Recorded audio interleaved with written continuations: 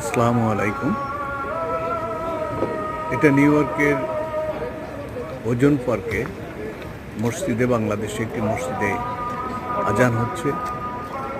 এখানে মাইকে আজানের অনুমতি দিয়েছে নিউ ইয়র্ক সিটি প্রশাসন। ওজন পার্ক মূলত নিউ ইয়র্ক সিটির একটি বাঙালির অধ্যুষিত এলাকা।